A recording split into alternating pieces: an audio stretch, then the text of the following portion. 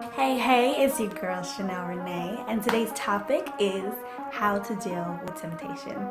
So, um, there's a couple ways to deal with temptation, and just to start it off, temptation is anything that is going to stop your progress. That plain, that simple.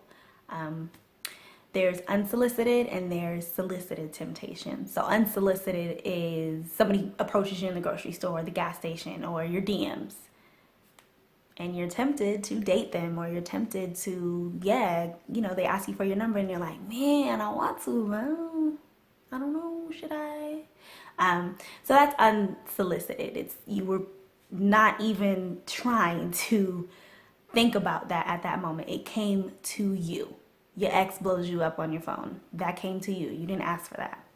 And then, of course, there's solicited, where maybe you have a bad day, or you feel in some type of way and you actually start scrolling through your DMs, or you actually start scrolling through your phone list contacts, and, hit up somebody that makes you feel some type of way. Okay, well, now you're looking for temptation.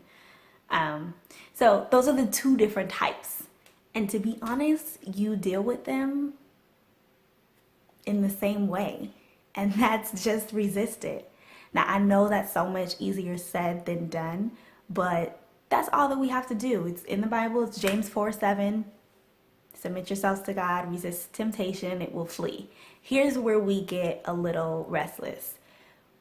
What we fail to realize is that we have to keep saying no. Sometimes people ask you out multiple times and you're like, no, no, no. And they wear you down. You're like, okay, yes. Or you have a bad day or a weak moment and you say yes because you're lonely, or whatever the case may be. But what we have to understand is temptation will always be there. And one of the most amazing parts about purity is it prepares you for temptation that will occur in your marriage.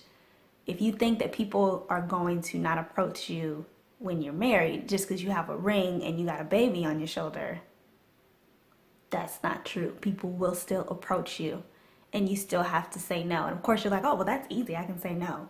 You can when this amazing fairy tale picture is in your head, but what if you and your husband are not on the same page at that moment? What if he's out of town? There's so many different scenarios that come up, and I'm not just speaking to women, I'm speaking to men as well. But so many things that come up in marriage, and all these things, which, yes, I don't know about, but everything that we go through in purity or during our single season is to prepare us for another time in our life. And of course, it's also, which is the most important part, to establish and to continue our relationship with God. So that is one of the biggest things. So when he's living in you, you already know who is for you and who's not. You already know. That's how you get tempted, is you have him inside of you saying no, no. But you, being a human, say, but wait though, which is perfectly normal. You're human. But he comes in and he's like, just say no, just say no, just say no, just say no. And you're like, but I want to say yes, but I want to say yes. So you have to resist it. I will never forget, I was dating somebody. I had taken my vow already. I'd been living this lifestyle probably for a couple years at this point. And they were going on a work trip and they wanted me to come with them. And, after work, they were going to turn it into like a little mini vacation for that person and I. And at first I was all excited and I was like, yay, thank you, oh my gosh. And he was like, oh, I got us, separate rooms and everything. And it was just, it was thought out and planned very well. But for some reason, it didn't sit right with me. Even though I'd already agreed to it, I was like, I don't know if I can do this. Like, I feel some type of way. Like, I knew I was not going to come back into town the same way I left. I knew that. Like, it was just too tempting, way too much, too fast. And he ends up, I call him and I'm like, I'm not for sure. Like, I don't know. And he said, okay, well, I have to go anyway. So I'm going to leave your plane ticket at the airport. All you have to do is just get on board when you're ready. That made it even harder because I was just like, wait, what? You treat me like that? I just jet set over to the airport? Okay. Well, let me really think about this. So the hardest thing, the hardest temptation that I've had to resist was that it was calling this person before we even needed to go through everything else, before you even get on the plane and have an expectation of me coming with you or meeting you there. I had to say no after I had told him yes. That was so hard. Like, it really was just the hardest thing to do because I wanted to go.